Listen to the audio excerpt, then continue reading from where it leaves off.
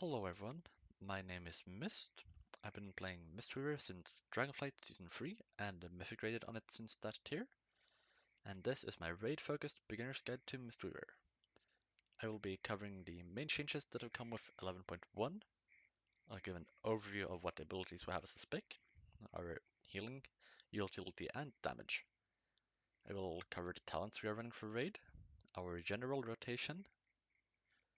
I'll look at the tier set shortly, and also have an overview of what stats we're looking to run. Coming into 11.1, there have been numerous changes to Mistweaver. First of all, we have gotten a rework to Jade Bond. Before, our Celestial was a 3-minute cooldown, but it has now been reduced to 2 minutes, and the cooldown reduction part of Jade Bond has been removed.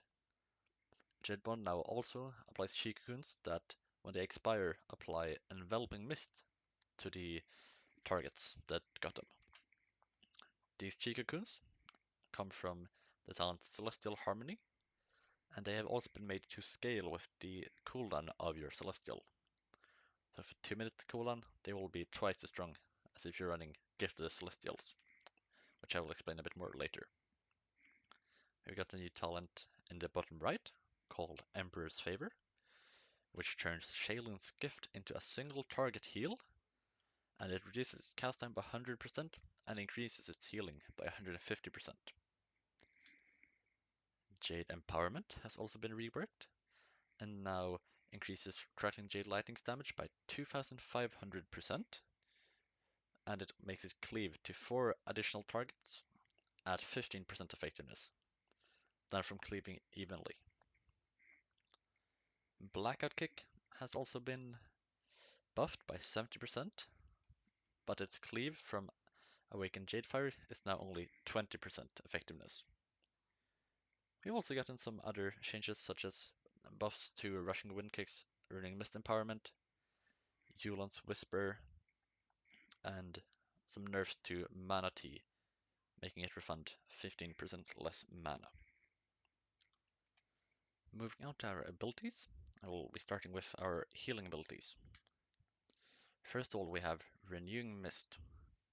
Renewing Mist puts a heal over time effect on our target, which heals them for a small amount over 20 seconds. If the target is healed to full, then the Renewing Mist will jump to another injured ally. This is a very important button to keep on cooldown. It will have 2 or 3 charges, depending on what talents you play, and it's a very core part of our rotation. And next up, we have Vivify. Vivify is a single target heal, which will heal the target for a decent amount. And even more importantly, it will also, thanks to one of our talents called Invigorating Mists, cleave to all our targets with Renewing Mist on them. So you see right here, I'm just healing this training dummy, but if I put Renewing Mist on this one, and then use Vivify again, all of them get healing each time I do it, which makes it very important to keep Renewing Mist up. Next we have Enveloping Mist, which is another heal over time effect. It is a very expensive spell, costing 105k mana, which is around 4% of our max mana.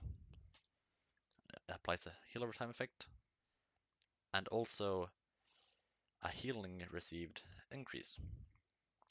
An ally with Enveloping Mist on them takes 40% increased healing from all our spells.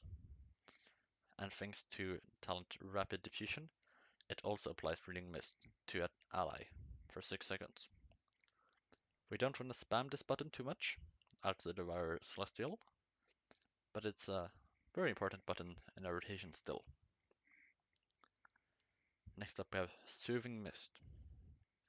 It's a channeled spell where we channel into a target.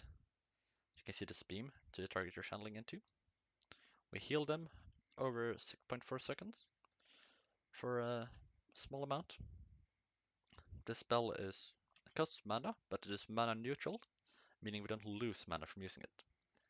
And it allows us to use Enveloping Mist and Vivify instantly on the target while channeling. also allows for usage of our next ability, Life Cocoon, while channeling. A Life Cocoon is a absorb effect that we can put in our targets. It absorbs, with my current stats, 3.3 million damage, which is around half of my health bar. So it's a quite big absorb. And it increases healing or time taken by 50%. So it's a pretty strong external. It's weaker than some that give damage reduction, but it can help a lot if someone is dropping low all of a sudden, because they get a little buffer. Next we have our cooldowns. First of all, main cooldown, Yuklon, or Chiji, if you're talented into that instead. Yuklon empowers our enveloping mist, makes them cost 50% less mana, so they are much cheaper, and also makes them apply something called enveloping breath thanks to the talent Celestial Harmony. During Yuklon, we want to be using a lot of enveloping mists to heal up our raid or party, as well as just do our general rotation. We also have Revival or Restoral. These two sounds are basically the same. They heal our raid or party up for a pretty good amount. The healing is reduced beyond 5 targets, so it is much stronger in a party or smaller raid group than in, say, a 30-man group, but it's still a strong cooldown nonetheless. It also clears them of 3 harmful magic effects and all poison and diseases.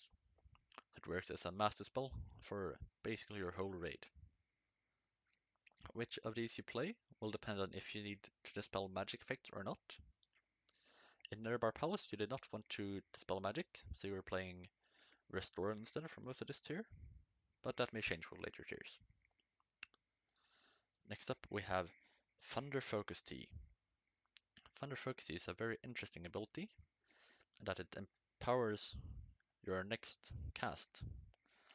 A few different abilities can get empowered, such as Enveloping Mist, Renewing Mist, Vivify, Expel Harm, and Rising Sun Kick or Rushing Wind Kick, depending on what you're talented into. The empowered spell gets a bonus, as well as gives you stats for 10 seconds, depending on which one you use.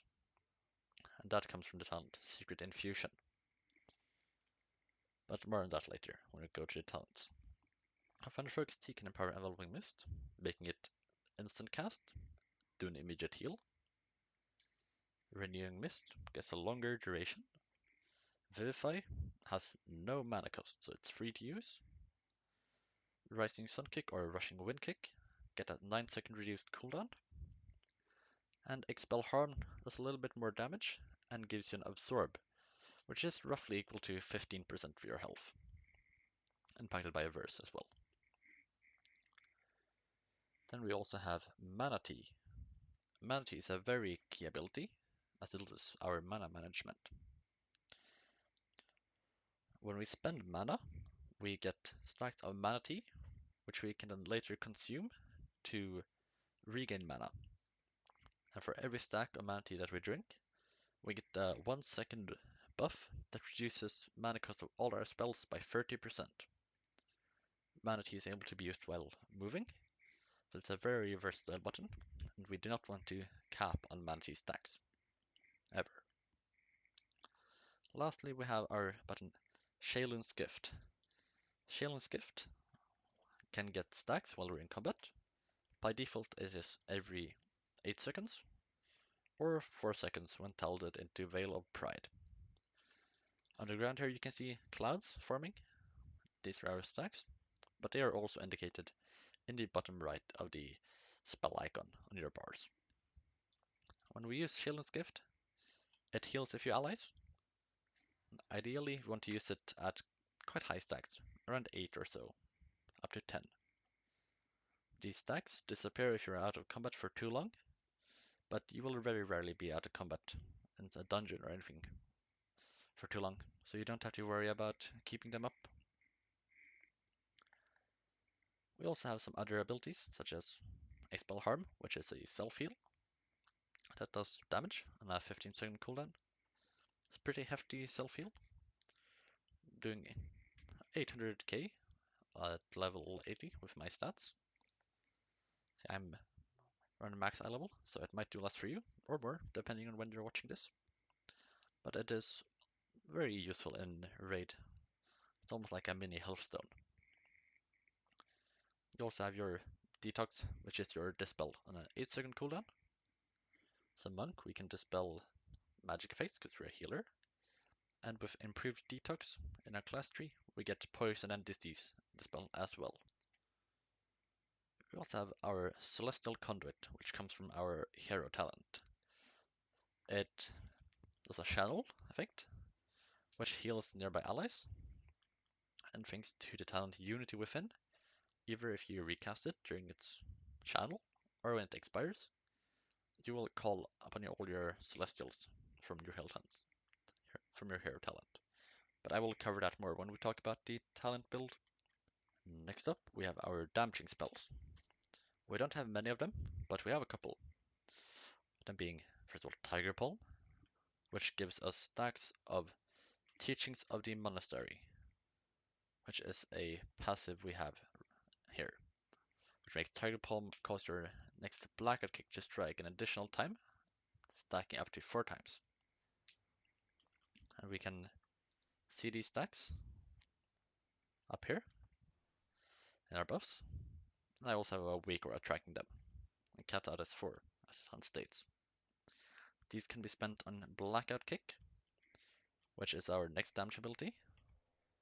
We build stacks with Tiger Palm and spend with Blackout Kick. And the talent, the passive rather, also states that Blackout Kick has a 20% chance to reset the remaining cooldown of our ability Rising Sun Kick. Rising Sun Kick is one of our most important abilities, and we want to be using that on cooldown as much as possible, because the talent Rising Mist, which makes Rising Sun Kick heal all allies with renewing mist and elemental mist, and more importantly, extend those effects. If you remember from the ability overview, we want to keep renewing mist up as much as possible.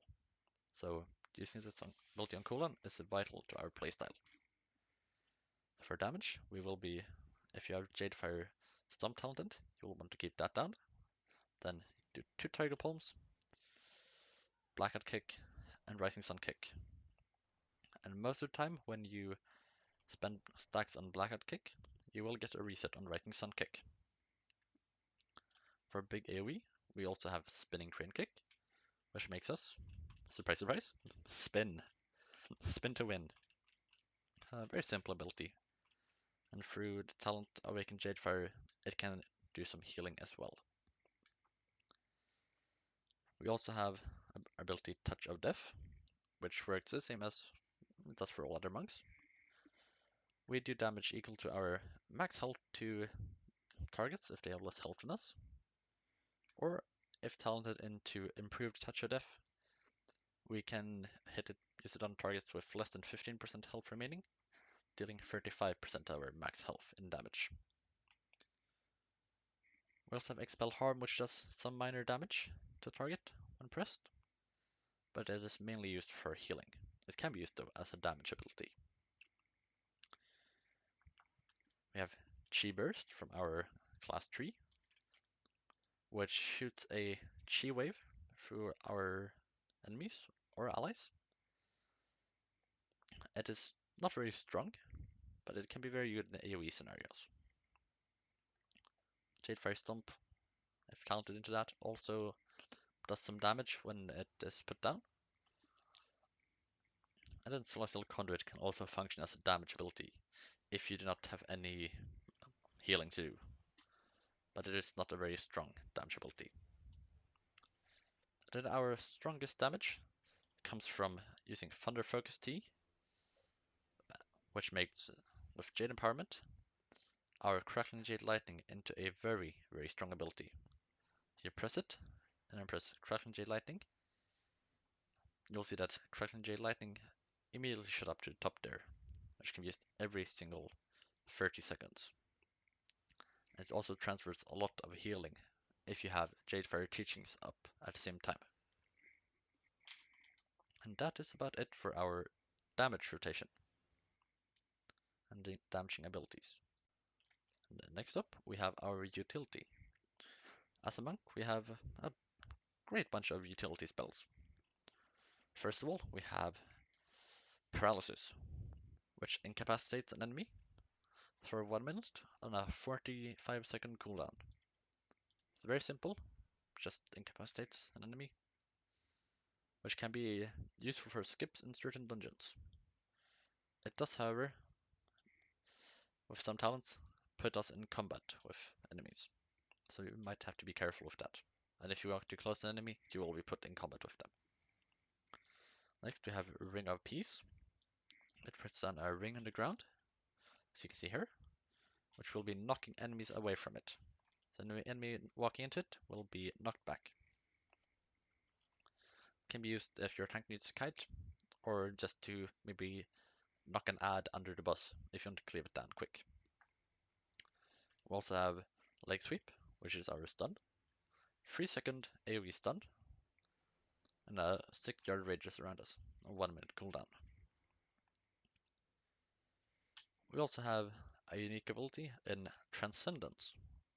If you press Transcendence, you put down a little clone of yourself on the ground, and when you then press Transcendence Transfer, you will teleport to it immediately, and the clone gets repositioned to where you teleported from. And this clone stays for 15 minutes. Now, let's move on to talent builds, shall we? So, this is the raid build that I am running, that I recommend. It is a Yulon build, meaning you will have a caster-oriented playstyle, and your healer talent will be Celestial, or Conduit of the Celestials. Some of the key talents in this build are Yulon, of course, which is your main healing cooldown. You'll be running Jade Bond, which makes Yulon a whole lot stronger, increasing Soothing Breath healing by 500%.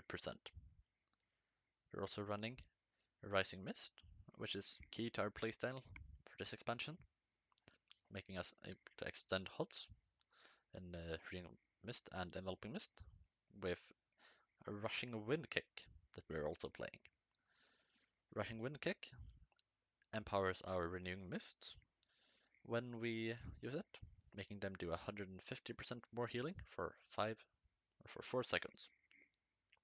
It's a very strong ability, and it doesn't have to hit the target. You don't even need to be in melee range for it, unlike Rising Sun Kick, which it is replacing. It also does a lot of damage if you hit something with it, and does AoE. So it's in general, very strong talent. We also have other talents in this build, such as Sun Pulse, which is another key talent. Sun Pulse makes it so Renewing Mist has a chance to give us a proc buff cold, also Sun Pulse, which makes our Vivify do extra healing, basically, on all targets with Renewing Mist. And this healing is very strong and does not get reduced by target count. So, unlike Invigorating Mist, which quite rapidly diminishes in healing after 5 targets, Sun Pulse stays the same strength and is a very, very strong talent. It will make up a good portion of our healing breakdown if played correctly. We are also getting that from using Thunder Focus Tea, thanks to Deep Clarity. So when we consume it for Focus Tea, we will get a Sun Pulse proc every single time. We also have talent Pool of Mist, which gives us 3 Renewing Mist charges, as well as making Renewing Mist reduce the cooldown of Rushing Wind Kick, and Rushing Wind Kick reduce the cooldown of Renewing Mist. So we will get more of both just with this talent, which is really strong in unison with Rising Mist and other talents, such as Rapid Diffusion, which makes Rushing Wind Kick put out even more renewing mists. We're also running talents such as Dancing Mist, which makes renewing mist have a chance to immediately spread when we cast it or when it travels to a new target. We also have another talent called She Harmony, which gives us increased healing when we put Renewing Mist in a person for the first 8 seconds. They take 50% increased healing, which is a big buff to healing, but it cannot jump to a new target. So if the target gets healed up to full, it will just sit there for a few seconds. But that is not a big deal. We're also running Conduit of the Celestials, which gives us access to Celestial Conduit, as well as some other quality of life things such as extra healing, some minor stat increases, a little bit of DR when using Celestial Conduit, and then Strength for the Black Ox, which will make it so that on random procs, we'll get what we call a Black Ox proc, which will make your Enveloping Mist glow a bit and reduce its cast time by 50% and cause it to put a shield on 5 allies. We want to spend these procs as much as possible because they will put a sizable amount of shields out during a whole raid fight. You may also notice that we have a red talent in this build, in the hero talents here, Heart of the Jade Serpent, due to us not having Shield and Skift talented. That might seem like a problem, because we're losing out on a proc, and a big part of our hero talent. But this one only gives us a little bit of cooldown reduction when we use Shield and Skift, and we are still going to be getting a proc of that from the Unity Within talent, so it does not really become an issue. And losing talents from here to take Shield and Skift, you can do that, but it is not generally worth it compared to what other talents we can pick in our talent tree. In this build, we also have 2 flex points, you could say, being Yu'lon's Whisper and Calming Coalescence. Yu'lon's Whisper gives us healing when we drink mana tea, and Calming Coalescence improves our life cocoon's absorb, making it 80% stronger. These talents can be changed out to take something like Myths of Life and Chrysalis, reducing the cooldown of Life Cocoon. Or you can put them into talents like Uplifted Spirits, which makes Revival a shorter cooldown by giving it cooldown reduction from things such as Vivify Crit and Rising Sun Kick. And it also makes Revival heal over time.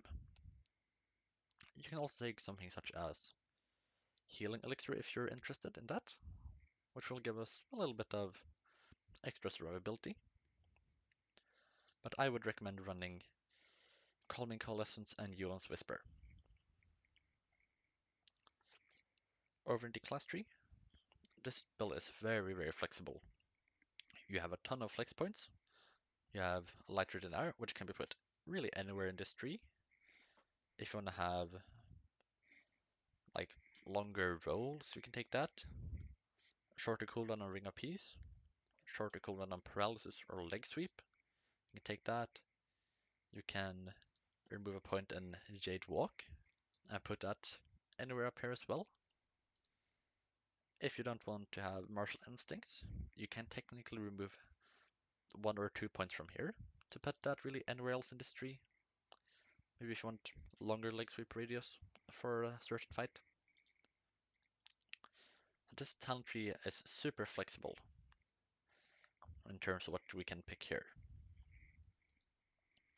And while this is the recommended raid build, you can also play a build with Chi-Ji, which will be more damage oriented. A bigger focus on dealing damage to heal through Jadefire teachings. In this build, you will be playing Jadefire Stomp, Awaken Jadefire, and Jadefire teachings, as well as Shield and Skift, unlike the Yu'lon build. You'll be casting much less and focusing a lot more on using Blackout Kick and Rising Sun Kick to heal, as well as your Jade Empowerment. This build does very good sustain healing, but it does not have the burst healing that you get with a casting build, and neither does it have the really capability to focus heal as much. Even though you can do it, it is not built for it. And this has a bit of a different playstyle, which I will not be covering in this video, but there are videos that cover it, such as Megaswed's raid guide. She covers how to play the Shiji build a bit. But that is it for the talents. Let's move on to the rotation that you want to use while playing.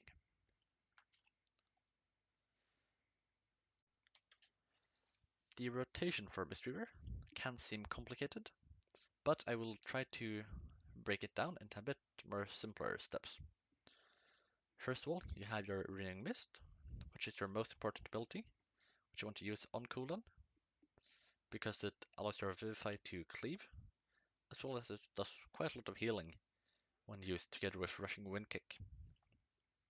Next up, you want to make sure Rushing Wind Kick is being used on cooldown to extend your Renewing Mist that you have out, as well as any enveloping mists that you may have put out. You also want to be spending Black Ox procs when they appear, which will happen when your enveloping mist starts to glow. Then, if someone needs some healing, you can Vivify them to heal a bit, or if there's group damage going out. You also want to be using Thunder Focus Tea as much as possible, and ideally lining it up with your Celestial. But if you're new, I wouldn't worry about doing that too much and try to incorporate that later. But just get used to using it. And you want to be spending that on Renewing Mist to get the haste bonus from Secret Infusion. And that is the main gist of the rotation. And then if your mana ever runs low, you want to use your mana tea. If you're playing something like a Shiji build, you will probably not be needing to use mana tea much. Next we have our Yulon, which will change our rotation a bit, because it makes us want to cast Enveloping Mist a whole lot more. As during our Celestial window, Enveloping Mist becomes a lot stronger, thanks to both Celestial Harmony and it becoming a more efficient cast, with the cost being reduced by 50%. We press Yulon, which will by itself put some Shikakun on people and do healing, as you can see here. And then when I start putting Renewing Mist on people, you will see there is quite a lot of healing numbers coming out now. We want to get a few of these out, extend them with Rushing Wind Kick, and then if there's group damage coming out, we press Vivify. Ideally with a Sun Pulse proc from either Thunder Focus Tea or just random procs from having our Renewing Mists out. If you're playing Shalen's Gift with Shao House Lessons, you also want to be casting that every time before you go into your Celestial window. Ideal with high stacks, but lower stack counts can work as well, because this will give you things like a 30% crit buff, increased haste, or more healing. Then when Celestial is over, you go back to your normal rotation again.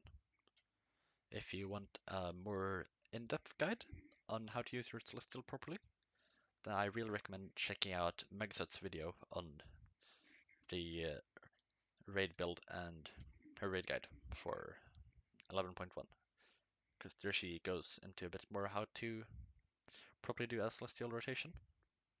And that is it when it comes to the main rotation for Mistweaver. Now we'll be moving on to the stat priority instead. As a Mistweaver, we are mainly looking to get haste, and a lot of haste. We want to aim for around 30% if we can get that high, but sitting around 55% is also fine. But you want to get as close to 30 as possible, and I get through with a flask right now. We also want to have crit running, to run crit as our secondary stat. I personally do not have a lot of crit, but we want to get that along with versatility. We can also get some mastery. Mastery is not an amazing stat for us. It's better in M+, but it's still not the best stat. It's not horrible as it has been in the past, though, so if you get mastery on some gear, it's not the end of the world. But prioritize getting haste, crit, and verse. When it comes to our tier set in 11.1, it will be a relatively passive tier set, but it will have some impact on our gameplay. So our tier set reads, your healing spells have a chance to apply insurance to their targets that heals them for a certain amount over 15 seconds. Insurance is consumed if an ally drops below 40% to heal them. Our fourth set is Renewing Mist applies insurance for 6 seconds. The healing of insurance is increased by up to 50% in proportion to the coverage Renewing Mist has on you and up to 10 allies. Renewing Mist becomes even more important with this fourth set, because it applies insurance every time we use it, and also when it's applied through rapid diffusion, which is when we use Rising Sun Kick or Enveloping Mist. It only applying it for 6 seconds also makes it so that it gets the full benefit of She Harmony, as it will always line up with the She Harmony duration of 8 seconds. And if it is consumed within those 6 seconds, that insurance healing that happens when it gets consumed will be buffed by 50%, which makes this tier set quite strong, even though it has recently been nerfed by 30%.